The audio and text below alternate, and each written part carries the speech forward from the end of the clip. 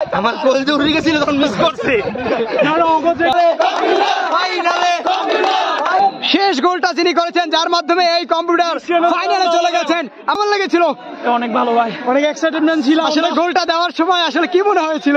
না, আমি কনফিডেন্স ছিলাম যে এই গোল দিব, এটা আমার কনফিডেন্স লেভেল 100% ছিল ভাই। এখন কি মনে হচ্ছে ফাইনালে কি খুব ভালো, আমরা চ্যাম্পিয়ন হব, চ্যাম্পিয়ন হবে কম্পিটিটিভ ম্যাচ এবং দোয়া চাই, সকলের কাছে দোয়া চাই।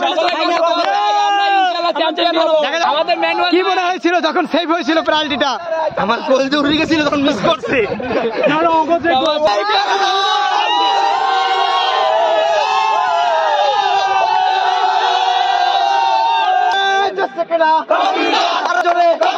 ফাইনালে